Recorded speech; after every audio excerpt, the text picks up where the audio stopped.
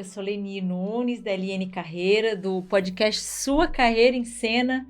E esse é o nosso espaço para a gente falar de histórias, contar trajetórias de carreira, caminhos, pausas, recomeços e tudo que faz parte da trajetória de carreira, de vida e carreira, né? E hoje, a história que você vai ouvir, ela começa numa sala de consultório e vai parar em uma cadeira de salão de beleza. Você já imagina, né? Outubro rosa, estou de rosa e na frente de uma tela branca. Uma história que fala sobre diagnóstico, mas também fala sobre reinvenção, coragem e presença. Eu tô bem feliz com essa convidada e a agenda dela não é fraca. Aliás, muitos convidados têm umas agendas desafiadoras mesmo, né? Olha. E eu recebo aqui a Renata, gosto de chamar ela de Renata, ela é a nossa Rê, e profissional da área de marketing, estrategista, inquieta, generosa e que viveu um processo profundo de enfrentamento do câncer de mama. E a Rê, ela escolheu compartilhar sua jornada com honestidade através de imagens reais, cenas que não saem da memória e reflexões que nos puxam de volta do chão. E junto com esse podcast, eu vou deixar um link de um artigo que a Rê postou essa semana e que estimularam muitas das nossas perguntas e das nossas reflexões e que com certeza você vai curtir muito ler com muita profundidade o que ela traz, essa experiência que ela teve. Rê, obrigada por ter aceitado o convite, de compartilhar a tua história, a tua experiência. Obrigada por estar aqui, por reservar esse tempo. Obrigada. Eu que agradeço, Lê, é um prazer imenso estar aqui, né, podendo compartilhar um pouco do que eu vivi, mas eu acredito que acima de tudo, do que eu aprendi com tudo isso. Eu te falei essa semana, né, Rio, uma frase, assim, lendo o teu artigo, assim, que fez muito sentido e eu acho que eu me conectei, e vou trazer isso para nossa fala também, né, mas sobre essas reflexões de momentos disruptivos, né, às vezes a gente vai falar de momento disruptivo, lembra de demissão, lembra de perdas, né, acho que na pandemia a gente teve muito isso visível, mas eu acho que hoje a gente vai trazer também um momento disruptivo, né, e não só a coragem, mas os aprendizados, né, e eu até estava resgatando alguns dados para a gente trazer, porque a gente vê tantos movimentos de Outubro Rosa, né? E eu trouxe alguns dados linkados mesmo ao trabalho e emprego. Estima-se que cerca de 41, quase 50%, né? Estudos apontam, né, que quase 50% dos profissionais fazem mudanças significativas na carreira ou saem do emprego. E isso mostra como a vida vira muitas vezes de cabeça para baixo, emocionalmente e profissionalmente. Acho que em vários aspectos, quando vem o diagnóstico, né? E a gente percebe, assim, que as pessoas vão atrás aí de outros modelos, às vezes, de trabalho, né? Depois dessa pausa. E aí, Rê, tu começa o teu texto com uma imagem que ficou muito marcada, né? Eu paguei o estacionamento antes de chorar. O que essa cena representa para você até hoje? Eu costumo dizer para quem me pergunta, Lê, no momento que você tem um diagnóstico, independente se é um câncer ou outra patologia, até você assimilar o que está acontecendo, né, tem muito chão ali pela frente, né? E esse episódio, especificamente,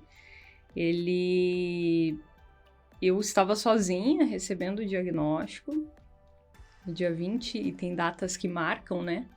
No dia 20 de maio de 2021, eu subi as escadas da clínica, sentei na sala, e eu confesso que receber esse diagnóstico ali, ele foi uma... Eu não estava esperando, mas ao mesmo tempo eu estava consciente do que poderia acontecer, né? E eu sou sempre fui uma pessoa muito durona, assim, não chora, ou chora escondido, aquela história toda. Não posso me mostrar frágil. Né? Exatamente, e isso também foi um dos aprendizados, né? E o que aconteceu ali foi exatamente isso. A minha cabeça, ela é muito racional. Eu sou assim, é minha natureza. De dados concretos. Exato. E aí eu segurei o choro. Eu segurei até o momento que eu poderia estar sozinha para ir desabar.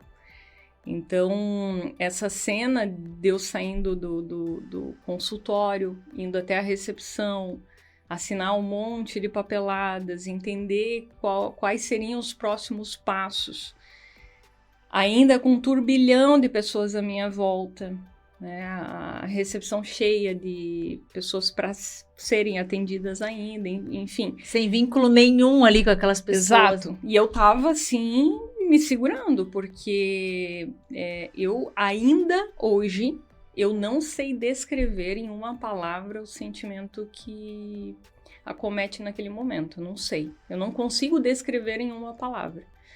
E aí eu saí de lá, o meu carro estava num estacionamento, eu segurei o choro até pagar esse estacionamento. No momento que eu paguei, que eu passei o cartão, que eu peguei o ticket para sair e entrei no carro, ali o carro virou... assim, oceano. Exato. E ali eu desabei. Então,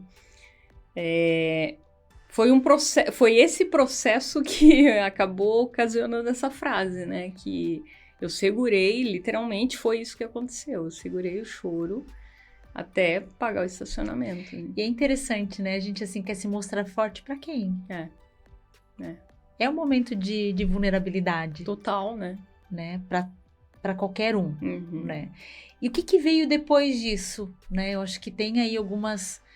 começa uma jornada, né? Eu acho que começa não só algumas reflexões, mas algumas ações concretas também. Sim. Né? Que movimentos, assim, que você pensou, bom, e agora eu dou uma pausa aqui, eu me organizo aqui, comunico, como é que foi? Foi um momento que eu tinha acabado de receber uma promoção na empresa. Uau! Eu estava trabalhando na época, modelo tradicional, e eu tinha recebido uma promoção talvez uns 60 dias antes. E era uma promoção importante que eu estava esperando já há algum tempo. Já estava há muito tempo na empresa, Exato, né? Uhum. E era uma promoção que eu trilhei para que isso acontecesse também, né? Então, no momento que veio o diagnóstico, você ainda não sabe. A minha primeira preocupação foi o quão grave aquilo estava. Porque eu só tinha uma fatia daquele diagnóstico. Uhum. Ainda precisa passar por algumas etapas para ver a dimensão daquilo tudo. Então, a minha primeira preocupação foi essa. No outro dia, isso foi no final da tarde, no outro dia eu fui trabalhar. Como se nada tivesse acontecido. Fui trabalhar normalmente. E aí eu cheguei lá de manhã e eu tava muito agitada e tal. Toquei minhas coisas, chamei o time que trabalhava comigo e eu falei, olha... Já tinha caído a ficha. Já tinha caído a ficha, mas não de tudo que ia acontecer. Eu não sabia se eu ia precisar de quimioterapia, se cirurgia primeiro. Tu não teve primeiro. nenhuma experiência próxima de ti antes disso? Eu tive experiências familiares. Eu sempre falo assim, minha família é meio assim... Tem câncer de garganta, tem câncer de pulmão. Então, eu passei, mas eu nunca passei tão próximo, né? Apesar de ser... foi pessoas muito próximas na estrutura familiar, mas eu nunca vivenciei isso lado a lado. Então, e eu sempre tive comigo que cada tratamento, ele é individual também. Eu tinha consciência disso. Então... eu não sabia ainda se eu ia precisar de uma quimioterapia. Eu tentei arrancar algumas perguntas no momento do diagnóstico ali, mas eu também não consegui ter clareza, porque o próprio médico não tinha clareza, porque ainda precisa de várias etapas antes, para você montar o protocolo inteiro. Mas eu lembro que no outro dia eu chamei o time e eu falei, olha, o seguinte, ontem fui no médico, descobri um câncer de mama, não sei tudo que vai acontecer ainda e tal, então vou pedir um pouquinho de paciência para vocês, né? É um momento que eu vou precisar me ausentar algumas vezes para fazer vários exames, enfim. Mas eu falei isso e falei assim, olha, só peço para que fique entre nós ainda, né? Ainda vou comunicar a diretoria, a RH e As etapas todo ali, mundo, né? Mas eu tava lá. Eu tava lá e tocando minha vida ainda normalmente, até que esse primeiro protocolo pós-diagnóstico pudesse ser findado assim, não, qual é o próximo passo? É uma cirurgia? Tá. É a quimioterapia? A gente ainda não sabia. Então, a vida ainda meio que estava acontecendo, né? E até uma pergunta assim, para ti faz sentido hoje, pensando naquele momento, que seguir a vida era uma forma de normalizar a situação, de talvez não encarar tão de frente assim, ou encarar assim, poxa, tanta gente passa por isso. Hoje, como é que tu se percebe assim, agindo, né, como naquele momento, assim, esse teu recurso de não se isolar, de não pedir uma semana para ficar em casa, mas de tratar como uma normalidade? Eu acredito que eu ainda faria isso, né? Pode parecer assim, talvez para algumas outras pessoas não funcione assim. Insano. Alguma coisa assim muito fora do comum. Mas eu ainda acredito que se eu tivesse um diagnóstico hoje, minha vida ainda ia continuar até o ponto de precisar parar. Fazer as pausas. Exatamente. E aí foram pausas que realmente eram pausas necessárias para o tratamento. Exato. Mas o que aconteceu nesse meio tempo? Eu continuei trabalhando e até nós descobrirmos esse primeiro passo, ele demorou ali talvez uns 20 dias. Uau, que então, sofrência. Eu fiquei 20 dias na minha vida normal. Na época, Lê, eu estava mudando do meu apartamento para uma casa. Por conta da pandemia, foi no meio da pandemia. Eu estava saturada de ficar em casa, me deu algumas crises antes do diagnóstico. Já estava cansada já. Aquele modelo de trabalho remoto que todo mundo, né, ficou incluso lá dentro das suas casas. E aquilo foi me incomodando e eu tinha tomado a decisão de sair do meu apartamento e ir para uma casa. O meu diagnóstico foi dia 20 de maio. No dia 1º de maio, eu tinha acabado de assinar um contrato de aluguel do meu apartamento e o aluguel de uma casa. Meu Deus, quanta mudança. No dia 31, eu estava fazendo mudança, trazendo minhas coisas do apartamento e levando para casa, no dia 30 de maio. Uau. No meio de tudo isso. E aquele momento que eu fiz minha mudança, sei lá, num sábado de manhã, eu tenho imagens hoje no meu celular que eu fiz, saindo com as coisas do apartamento, levando para casa, e o pessoal montando móveis lá na nova casa e tal, e eu estava com diagnóstico. Então foi uma felicidade, porque eu estava querendo morar em uma casa com espaço de jardim e tal, porque eu sei que ia me fazer bem, mas ao mesmo tempo eu estava carregando esse novo peso nas costas, né?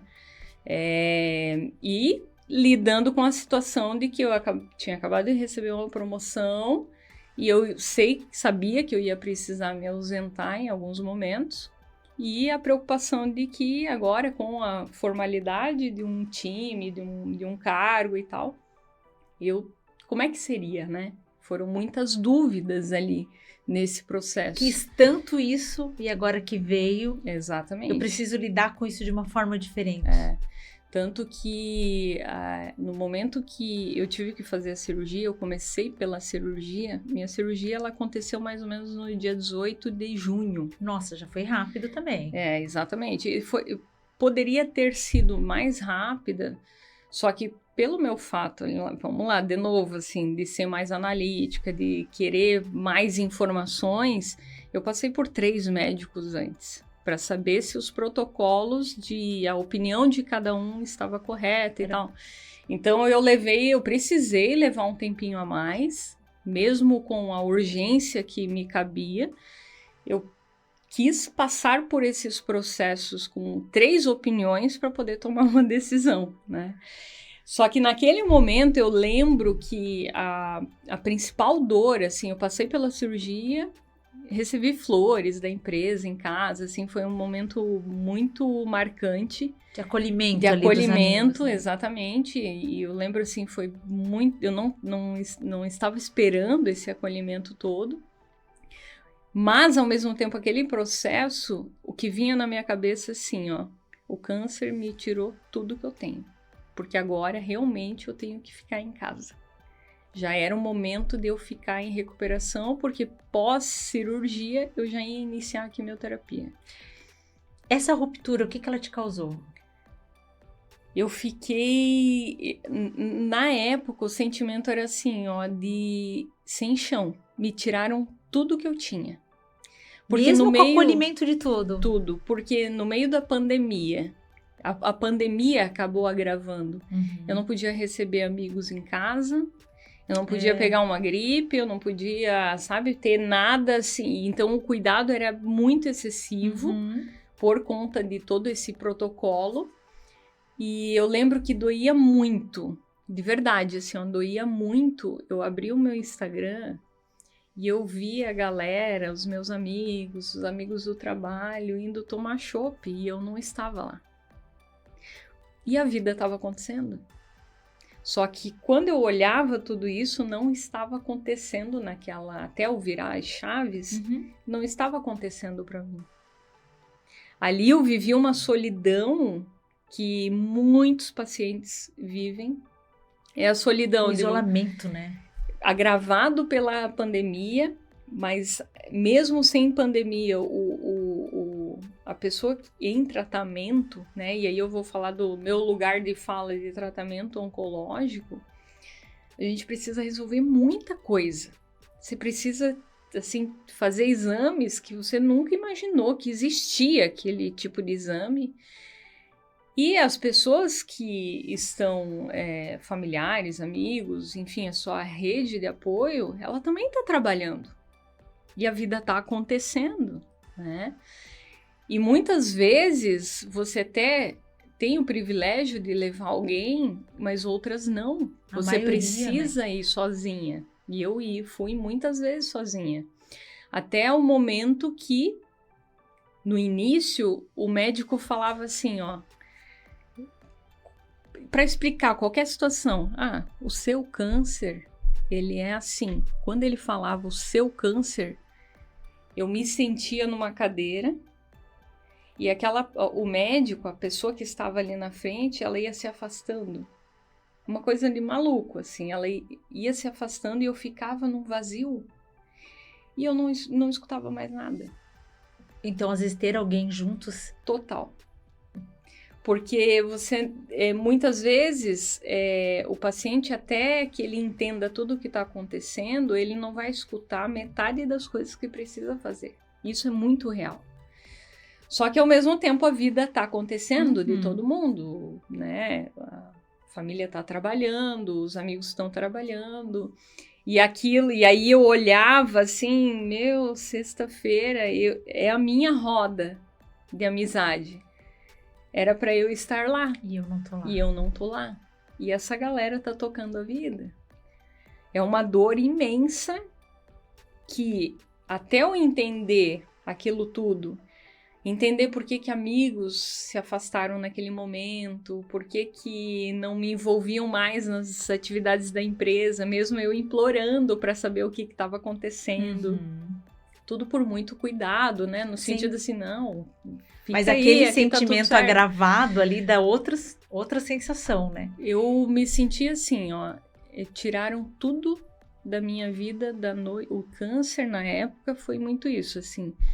A marca dele. Ele tirou o que eu tinha, tudo. E isso tá muito, tu começa falando justamente sobre essa questão de controle, né? E aí,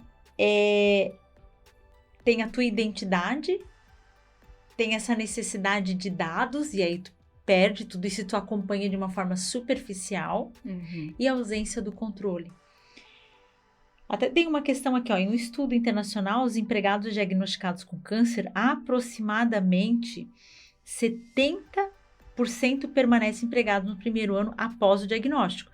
Então, parece assim que a grande maioria faz esse esforço, às vezes até pelo plano de saúde, às vezes pela pelo ambiente seguro, né? Pela relação segura que o ambiente de trabalho te proporciona. Uhum. Eu vou voltar para aquela rotina daqui a pouco, Uhum. né? Estarão em tratamento. Então, mas, aí tem aqui. Mas esse número cai para 51 após 5 anos. Uhum. O que eu pensei com esse dado? Que ressignificações que acontecem nesse processo, e eu acho que tu tem uma incrível. E aí eu te digo assim, tu fala muito sobre dados, né, protocolos, enfim. E isso é muito comum ali para esse processo. Como foi perceber que mesmo com todo esse preparo, com histórico de autocuidado, a vida pôde bagunçar tudo, né? Então, assim, com tudo isso, com busca, com pesquisa, já com internet, né? Mas por que ainda veio esse sentimento? Eu tenho comigo que isso é natural, Tá. É uma essência minha, né? Eu acordava, Lê, durante o meu tratamento e eu ia procurar lives sobre câncer de mama. Tu consumiu muito conteúdo? Tudo que você possa imaginar eu consumi. Eu conhecia os médicos que faziam conteúdo online, eu conversava com eles, eu conversava com pacientes, como é que estava sendo o processo para aquele paciente. Eu peguei dicas que me fizeram, assim, quebrar esse monstro que eu chamava em mini metas. E esse processo todo, ele me ajudou. Só que muito diferente de outras pessoas, né? Isso é muito individual de cada um. Nós acabamos não entrando, mas a minha irmã descobriu, fez o mesmo diagnóstico de câncer que eu 60 dias depois do meu. E para ela, esse diagnóstico foi o seguinte: eu não quero ver nada na internet. Eu não quero consumir nada. O comportamento dela foi outro. Foi totalmente outro. Enquanto eu consumia muita informação para me dar paz e segurança nos processos, a minha irmã não consumia nada. Para ela, aquilo poderia ser ainda mais pesado. Total. Como cada um funciona de forma diferente, né? Total. Então, a minha irmã foi pro lado da terapia, da acupuntura, do relaxamento. Mas será que o fato de tu ter passado um pouco antes também não trouxe essa segurança de que tu também iria compartilhar dados, que tu estava ali próximo, estava vivenciando com ela?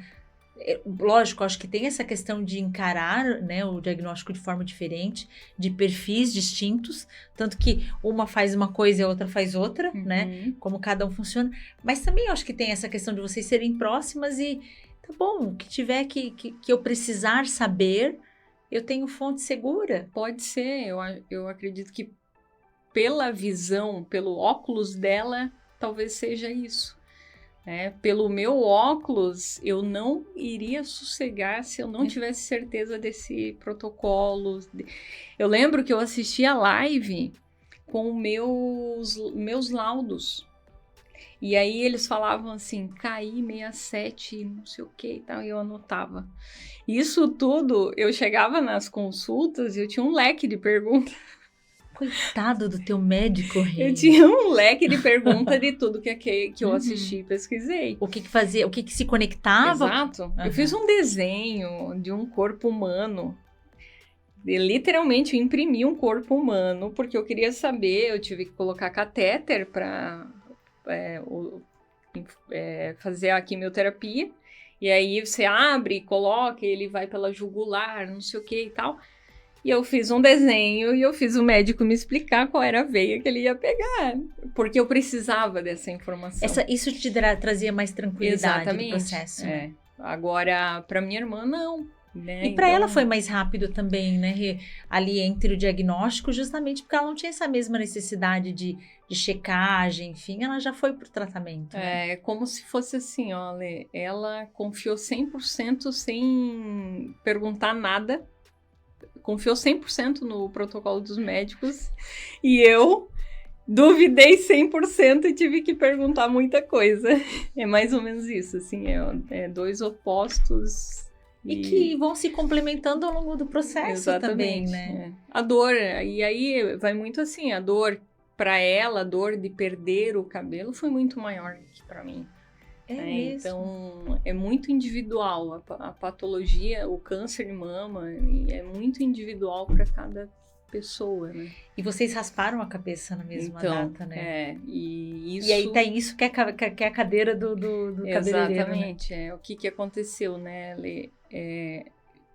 Os protocolos foram diferentes. Eu comecei fazendo cirurgia e a quimioterapia veio depois. O processo dela, eu descobri no dia 20 de maio, ela descobriu no dia 20 de julho, 60 dias exatamente. depois. Nossa. E no aniversário da minha irmã mais nova. Nós somos em 3 mulheres e no dia 20 de julho é aniversário da caçula. E foi no dia que ela descobriu o diagnóstico dela. É claro que, fruto do meu diagnóstico, acaba acelerando muita coisa, a família fica toda preocupada, e aí teve, né, vamos correr atrás para ver se esse nódulo que eu tô sentindo aqui realmente tem alguma gravidade. E tinha.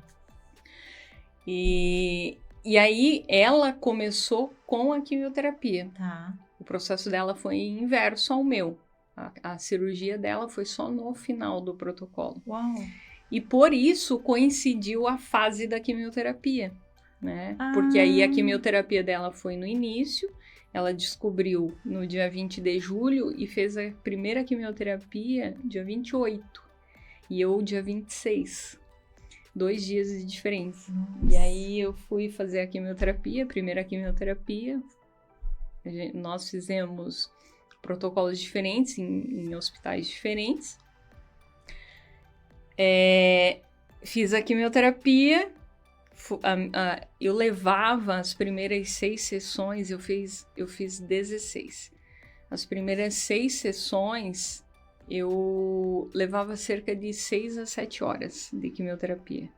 Era um pra blend... quem era completamente agitada...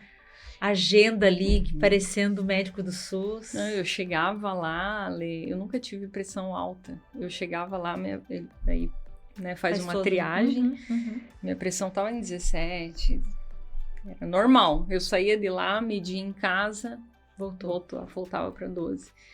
Então, mexia muito, né? E aí, quando eu saí da primeira quimioterapia, eu fui para casa, eu sou a irmã mais velha.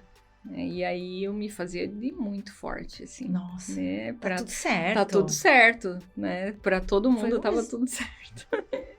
Aí ela veio me perguntar, eles me chamam de Tata em casa. E aí, Tata, como é que foi? Eu queria saber como é que é. Tu ficou nauseada? Como é que foi? Ficou tonta? Eu falei, Bruna, tu já tomou remédio pra enxaqueca na veia? É igualzinho. Eu acredito. É igualzinho, porque eu não queria preocupar. Eu tinha um ponto, Lê, que no momento que nós estávamos cortando o cabelo, a gente cortou o cabelo, decidiu raspar juntas, e eu raspei mais por conta dela do que talvez a minha necessidade naquela ocasião, porque o cabelo não era o principal. Para ela foi muito.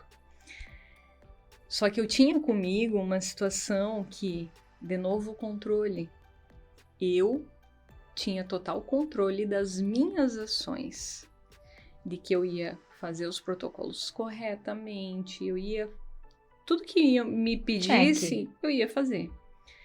Mas quando eu vi a minha irmã com o mesmo diagnóstico, onde eu não saberia se ela ia cumprir tudo, aquilo me machucava de uma maneira, porque eu não tinha controle, nem sobre o resultado meu e nem sobre o dela.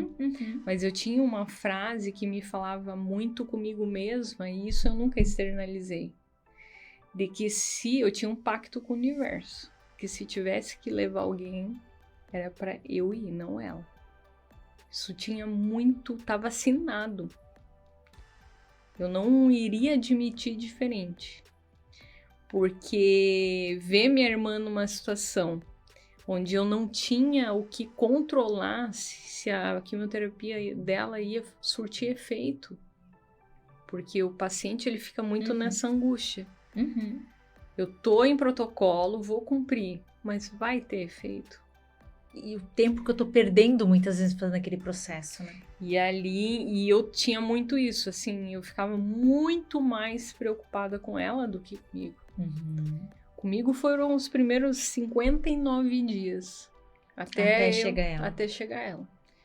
Depois que chegou ela, a minha prioridade, ela mudou. A minha preocupação, ela dobrou e talvez a proporção foi muito maior. Porque, de novo, assim, eu sei que eu ia aguentar o tranco, mas eu não sei se ela ia aguentar.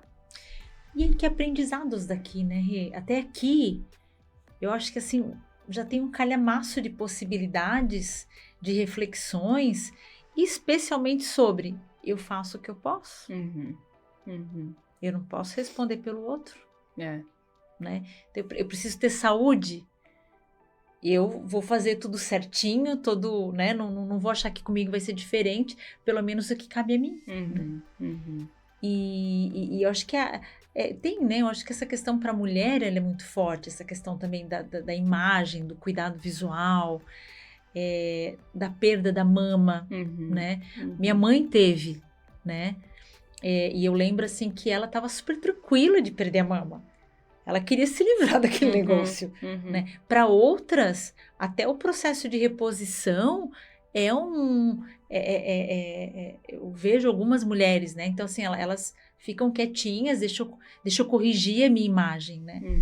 Para vocês também esse processo foi diferente também? No meio de tudo isso, Lê, nós descobrimos uma mutação genética.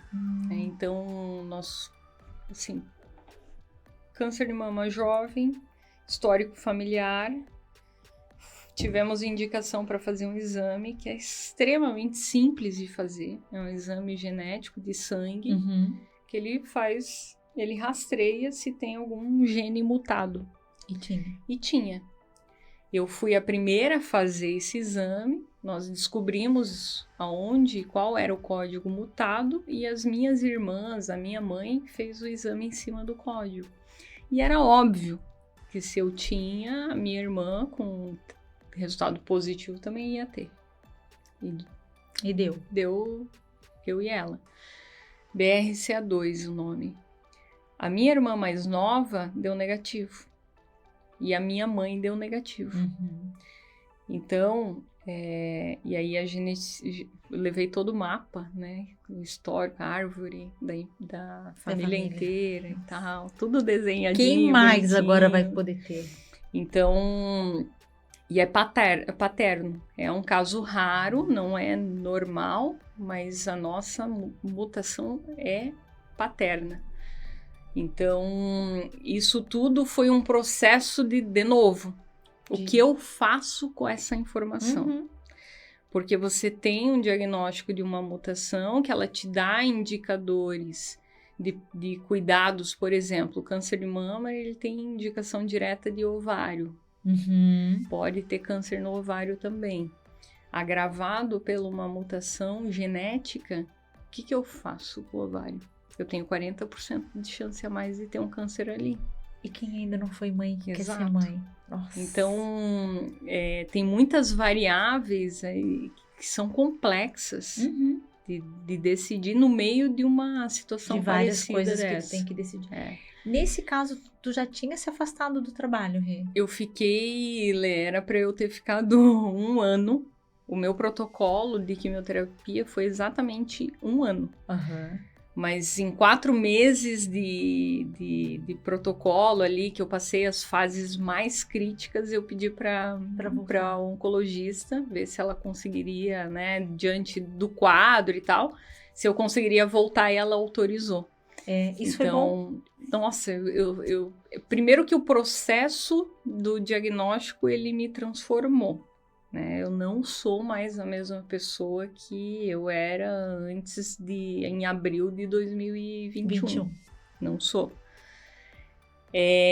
O meu retorno foi de uma sensação de felicidade de eu ter a minha vida e a minha história renovada, de volta e com outra cabeça para viver.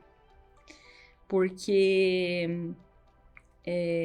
esse processo, Lê, ele relacionado não só com o trabalho, quem eu sou profissionalmente, mas o processo de transformação que vamos chamar de um luto, de uma patologia dessa. Que é um luto. É extremamente desafiador e que eu tirei situações de aprendizado. Então eu voltei para o trabalho, mas eu voltei uma outra pessoa. Eu voltei muito grata por eu ter conhecido que a vida realmente é passageira e que o aqui e agora é o que vale. vai acontecer. E até, assim, ó, essa questão de luto, né? As pessoas acham que luto é quando alguém morre, né? Aquele processo. E a gente sabe de vários lutos, né? E essa ruptura foi um luto vivido com solidão, com novas rotinas, com ausência, né? Tava agora conversando com uma profissional que está no mercado, ela disse, Celine, segunda-feira ninguém me liga. Não é diferente, né? Porque você não tem nada para oferecer naquele momento, né? E as pessoas não têm tempo para te oferecer nada, né? Então, é um luto. Aí a pergunta é, como é que foi essa fênix que saiu do processo? As pessoas, elas saem geralmente do processo como uma nova visão de vida, com um novo olhar, né? Até tem aqui, ó, muitos profissionais que passam por uma doença grave relatam mudanças profundas em suas prioridades. E aí a gente fala antes de profissionais que depois de 5 anos eles mudam de profissão. Tá ligado à prioridade. Valores aqui, eu acho que dá uma baita mexida, né? E aí tu escreve assim, né? No teu artigo, o único grão que nos pertence é o que cai agora. E isso diz muito sobre tempo, presença e limites. Como essa imagem de tempo, o que do tempo mudou para ti?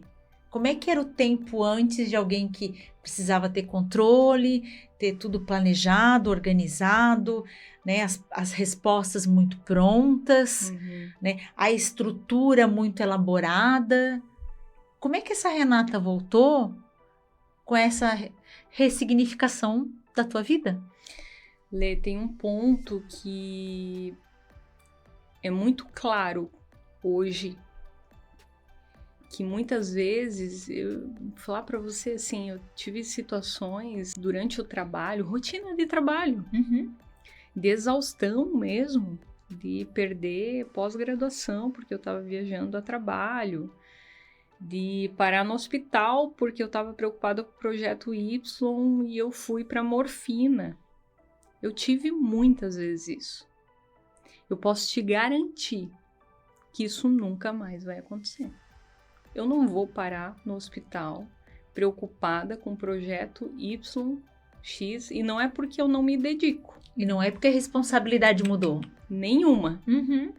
Só que eu aprendi o que é problema de verdade. Problema de verdade é a Renata acordar às 7 horas da manhã, talvez nem ter dormido, e não saber o que viria no próximo exame. Eu ir dormir sabendo que amanhã eu teria que fazer uma biópsia para saber se aquilo tinha resolvido. Saído do lugar, se tinha corrigido, se tinha curado. Isso é problema de verdade. Então, quando eu olho o projeto que tá ali, tá pipocando, eu tô me dedicando? Tô. Mas eu não vou ficar doente por uma situação que eu não tenho controle. Emocionalmente, tu se sente com um nível de autocontrole muito maior. Muito maior. Porque mudou o quê? O propósito. Mudou o significado das coisas. O que antes eu dedicava, eu dedicava uma energia que me deixava doente. Hoje eu dedico uma energia igual, mas eu sei que tem limites que eu não vou conseguir atravessar. E eu acho que acolher isso, né, Rê? E isso eu acho que é um desafio de quem é muito controlador, né? Ou de quem precisa ter tudo nas mãos, né? Tá, mas isso não é controle, eu não tenho controle sobre isso. E tá tudo bem? Eu acho que quem precisa de controle, né? Tô longe de ser essa pessoa.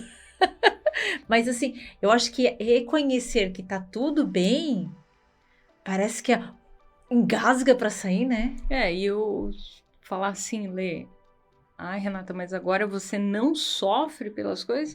Claro que eu sofro. Eu sofro. Mas eu sei a diferença do que é um problema desse tamanho, grandão, do que é um problema que eu consigo botar na palma da minha mão. E antes, o que eu achava que era esse problema de palma da mão, eu olhava para ele enorme e aquilo me fazia ficar mal. E o medo de encarar novas coisas, Rê, mudou? Porque eu acho que a gente está falando de controle, a gente está falando de ressignificar o tempo. A gente teve uma conversa esses dias sobre isso, né? Essa coisa de postergar alguns projetos ou se sujeitar talvez a alguma coisa. Mudou isso também? O medo, ele sempre vai existir. Isso eu acredito que faz parte da uma natureza até de repente saudável, né? Necessária para poder minimizar os impactos, os enfim. Riscos. Porém, quando eu digo que eu não sou mais a mesma pessoa, é porque hoje o não virou uma frase completa. O não é só um jeitinho bonitinho ou agradável. Não, ele é uma frase completa. É não e pronto. É não e pronto. E sem dor? Sem dor. Muito pelo contrário. Se eu tomo uma decisão de não ficar, ou de mudar de rota, ou de tentar não assumir aquele evento, não ir... É porque é não completo. E talvez há 5 anos atrás, eu talvez faria, talvez eu não acreditasse tanto em mim, talvez eu não me empoderasse do que eu sou, do que eu posso entregar, Exato. Né?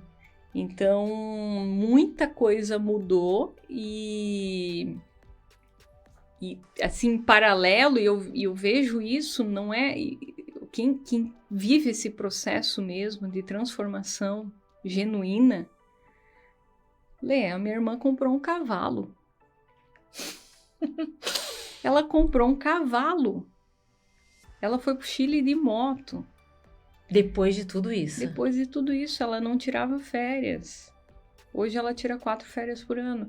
Entende? Então, assim, isso é o que está acontecendo com ela, mas o que está acontecendo com fulano, com ciclano, que realmente se Entendeu o que é importante? O trabalho, ele continua sendo importante, mas ele não tem a proporção de todas as outras caixinhas Exatamente. Que também são relevantes. Exatamente. Né?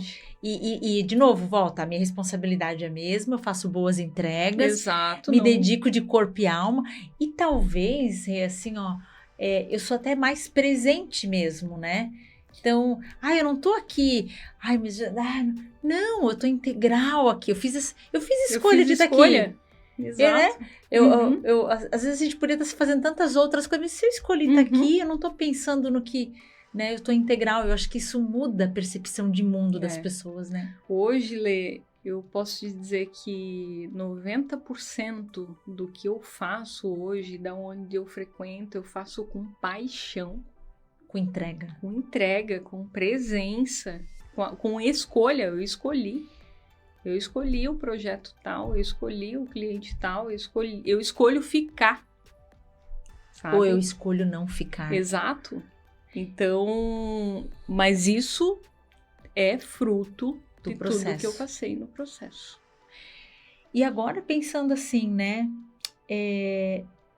desse processo de cuidado, né, eu acho que teve transformações externas, internas, do teu meio, que bom que tu já tinha ido para uma casa, né? Eu acho que desfrutar mais disso. A pandemia trouxe muitas reflexões, né? Muito, muito. E até trouxe um outro dado aqui, empresas estimam que 1 em cada 20 pessoas enfrentarão câncer. Como o autismo, como, né, tantas outros desafios de saúde. Mesmo assim, muito ainda falham em oferecer suporte real, né? E a gente vê nesse movimento, né? Um monte de gente batendo foto de rosa, né? Mas muitas ações viram apenas estéticas e campanhas de cor sem entrega de cuidado. E aí, olhando, né? Tu é uma pessoa de marketing, está inserida hoje com várias empresas. O que ainda as empresas ainda precisam entender sobre o acolhimento real a quem está passando pelo tratamento? Tem um ponto, Lê, que quem passa pelo tratamento, muitas vezes, é aquilo que eu volto a frisar, a tua rede de apoio, ela familiar, porque é o primeiro ponto de contato, é a rede familiar, né? A rede de apoio familiar.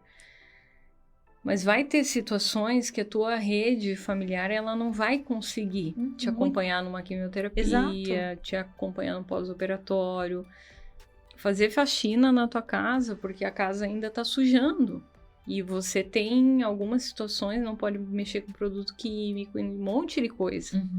Existe um checklist por trás de tudo que envolve, muito importante. É tão simples ajudar, é tão simples perguntar, só que muitas pessoas não conhecem esses caminhos, né? Então, eu olho para tudo isso, a empresa quer realmente botar a mão na massa, ajudar essas pessoas que estão em tratamento, pode ser liberar um coleguinha para ir na quimioterapia. Ações muito simples, muito né? simples. Pode ser fazer um mutirão para organizar a casa que também está precisando de trabalho lá, né? Então tem Preparar várias as comidas da vertentes. semana, Nossa, né? Se você for levar o pé da letra, e eu levei, a minha irmã levou, a minha mãe nos ajudou muito com isso, a gente cortou muita coisa assim, tem protocolo e nós cumpríamos isso.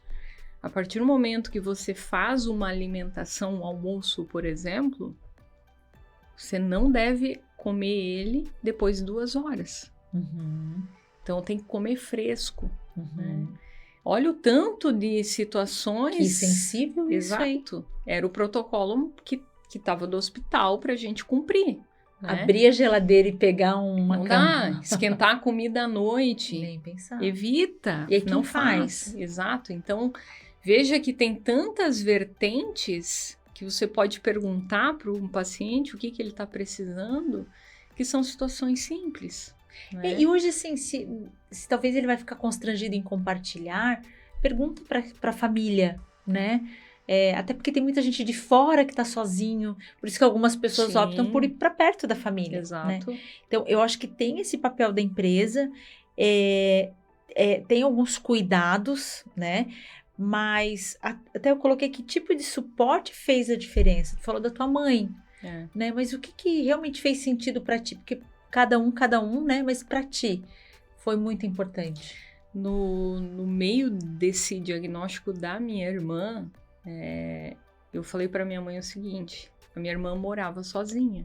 Ela é um exemplo que morava sozinha, não tinha estrutura familiar, tem 2 cachorros. Também.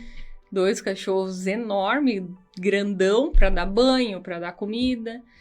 E você tem as restrições que a jornada oncológica ela vai te proibir. E qual foi o esquema organizado lá em casa? Eu falei para minha mãe o seguinte: libera um quarto, né? A gente articulou, libera um quarto aí, ela vai morar com você. E aí a minha mãe organizava o almoço, então todos os dias eu ia almoçar lá. Morava perto, essa minha mudança da casa. Foi para ficar perto da tua mãe? Foi sem querer, mas olha isso só, contribuiu bastante. muito. E eu falei para minha mãe o seguinte: dá total atenção para Bruna e deixa eu me virar. De novo, né? De novo, Deixa que eu me virar. resolvo. Porque a minha preocupação era tão grande com ela que eu pensei, eu vou me virar aqui, tá tudo certo. E mãe, faz acontecer aí, a única coisa que eu vou fazer é vir almoçar com você, né? Então a minha mãe cozinhava tudo sem glúten, Bem bonitinho. tudo sem açúcar. E eu lembro até hoje, assim, fazia aprendeu a fazer umas broas, assim, sem glúten, sem lactose, sem açúcar.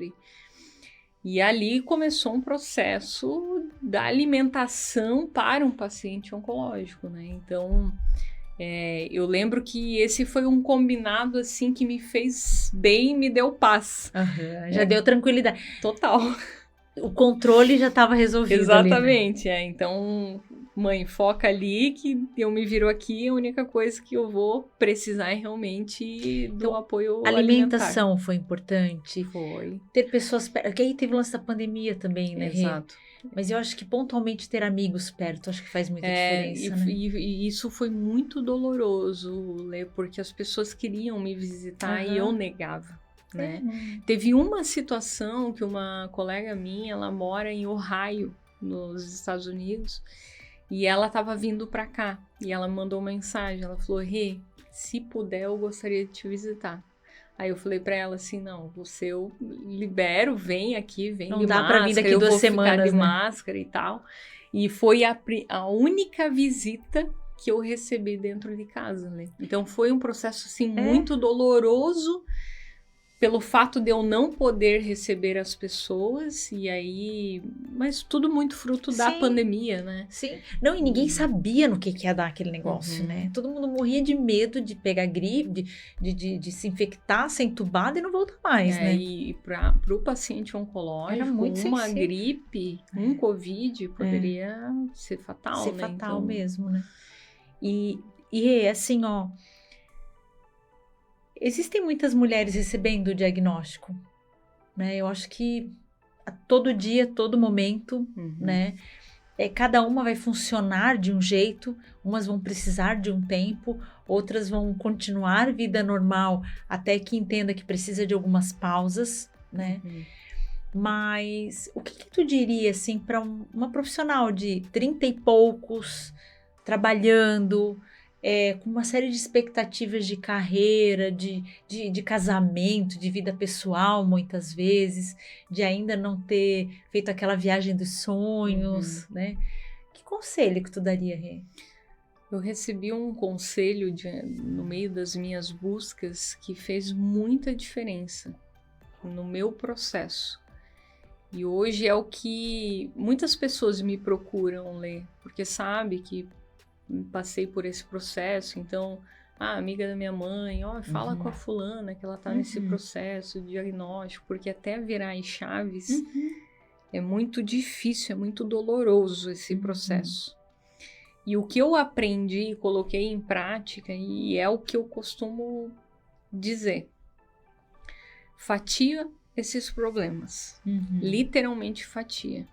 O teu processo de quimioterapia mais o protocolo de cirurgia vai durar quanto tempo? Vai durar 1 ano. Mas quais são as fases? Eu tenho a fase de primeira cirurgia, eu tenho a fase de quimioterapia, de rádio, de últimas cirurgias, muitas vezes acontece. Então, separa. Dá para separar em 4 blocos? Separa. Então, de novo, a minha natureza da categorização. Do processo. Exato. Né? E eu fiz isso. Porque era tão pesado eu carregar aquele tratamento todo de 1 ano, de 16 quimioterapia, que eu fatiei. Eu falei, não, primeiro eu vou transformar isso aqui numa meta. E aí eu mudava meu mindset. Isso aqui não é um problema que eu tenho que enfrentar, é uma meta. A minha meta é me recuperar da primeira cirurgia.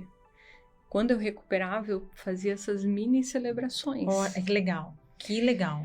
Aí a minha quimioterapia, ela teve 2 ciclos. Eu quebrei em 2 mini metas. A primeira era o blend mais pesado, que levava 7 horas de quimioterapia. E foi ali que me arrastou. E aí eram 6. Fechei as 6. Vou celebrar. Segunda meta. Aí, terceira meta. E aquilo me deixou tão leve diante, né, do que era possível, porque se eu olhasse para o processo inteiro, era muito pesado. E muito complexo também, Exato, é difícil, assim, você processar tudo e comemorar só depois de um ano, sabe? Bater o sino só lá, né? Então, isso é o que eu recomendo, assim, independente se é um câncer de mama, se é Independente qualquer outra... do tempo de tratamento. Exatamente. Fatia esses problemas, divide, faz a tua categorização e celebre. Celebre esses micro desafios superados, né? Me ajudou muito a fazer e é o que eu hoje recomendo. Que legal. E legal porque assim fica menos pesado. Porque vai ser difícil, vai ser doloroso, mas a gente tem que escolher o difícil, né? Eu separei umas perguntinhas aqui, tá? Um não que você aprendeu a dizer e nunca mais tirou da boca. Tu falou de não. Um não completo. Achei incrível. Lê, eu não aceito menos do que é pra mim. Hoje eu sei o meu lugar. Eu sei o quanto, quem eu sou, e eu não aceito. Tu não se permite ser colocada no lugar que não é pra ti. Tranquilamente. Se aquilo minimamente está me fazendo refletir, já não serve pra ti. Já não serve. Tem outros espaços que tem mais sentido pra mim, sabe? Então... Algo que você deixou pra trás e nem quer de volta. Meus hábitos alimentares. Uau! Tu perdeu mais de 50 quilos, né? Nesse meio do processo todo ali de ressignificar tudo, eu perdi 55 quilos. Perdeu uma pessoa, né? Perdi alguém nas minhas costas aqui. E eu tinha hábitos alimentares que não priorizavam a saúde. Era nesse sentido. Não é que eram péssimos, mas era aquele hábito alimentar de rotina. Que a gente se atrapalha. Isso aí. Eu não era organizada com a alimentação, então chegava em casa no meio da correria, não tem nada pronto, saudável para comer, vai lá e pede uma pizza. Só que isso era 2 vezes por semana, 3. Entendi. Então, esse processo todo do tratamento, da oncologista falar várias vezes comigo que seria necessário, né? Isso tem um quê importante de saúde. Eu fui processando tudo isso, tá totalmente lá atrás. Não voltou, né? Um hábito novo que você criou depois do processo? Viver infinitos. A tua irmã comprou um cavalo. Exato. O que acontece, Lê? Eu tenho muito hoje...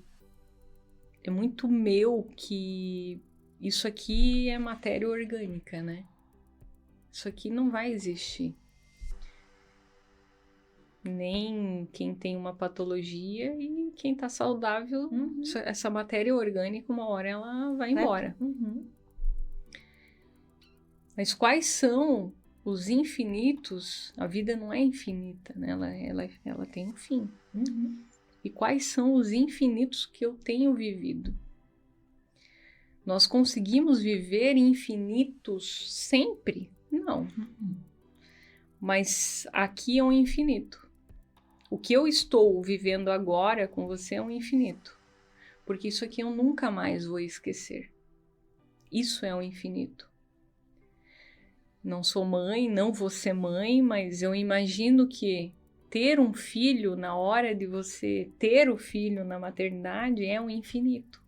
É uma experiência única, né?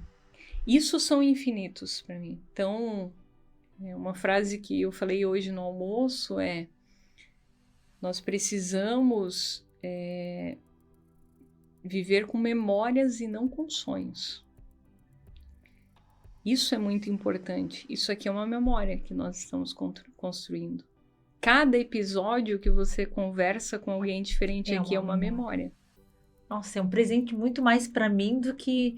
E óbvio, depois as pessoas vão celebrar, né? É verdade. Então, são infinitos que eu procuro viver. Colecionar. Exatamente. E a presença de você estar num lugar e realmente presente naquele lugar é construir esses infinitos, né? Isso é muito importante hoje. E isso, né, Rê? Assim, as pessoas, elas estão tão no movimento que elas não têm consciência, né, desse redemoinho, né? Não E tem aí presença, né? E aí sempre exaustão, aí, né? Meu Deus, a gente teria... Vai pro restaurante, tá todo mundo... Hiperconectividade. Nossa! Uhum. Né? As pessoas não respiram, elas não têm... Bom, isso eu falo mais para os meus 2 ouvidos também, né? Uhum. Uma frase que te ancora todos os dias é o viver o infinito. A vida é uma ampulheta. O único fragmento que nós temos e que está caindo é aquele que eu tenho. É aquele que está caindo agora. A gravidade não vai deixar voltar. Uhum. E o que está em cima, que é o futuro, você não sabe. Não tem como prever. E nem precisa, né? E aí o que você precisa viver esse fragmento, né, Lê? Um dia de cada vez. Existe uma equação de tempo que está acontecendo, né? E olha que valioso que é. O tempo é o negócio mais valioso que hoje nós temos. Tudo tu pode comprar. Exato.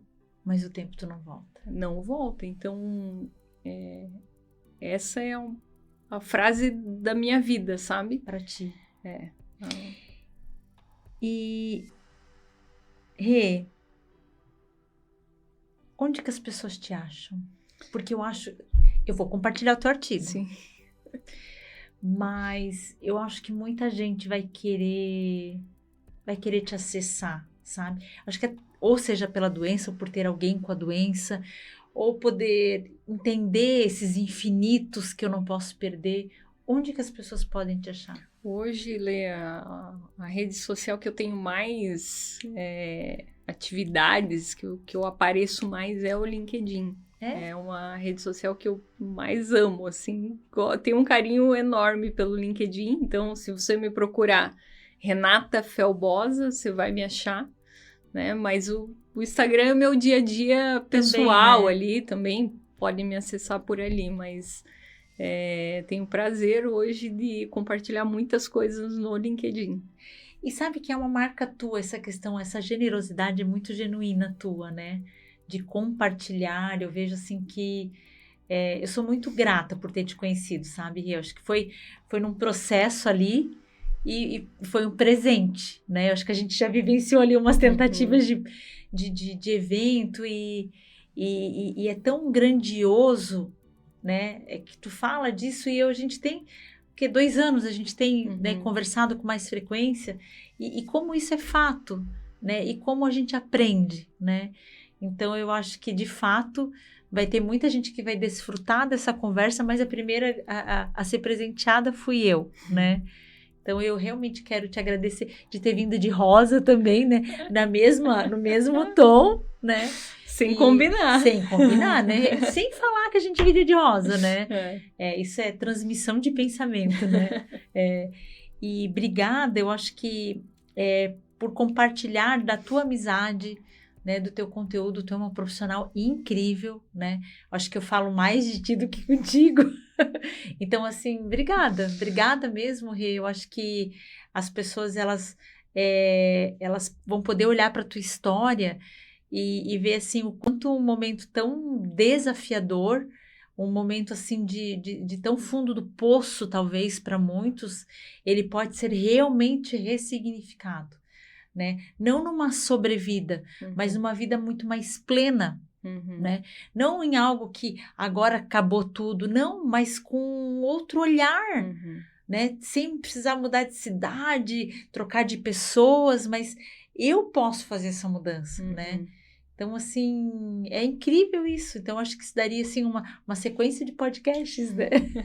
Obrigada, Rê. Obrigada, Lê. Prazer poder compartilhar um pouco da minha história.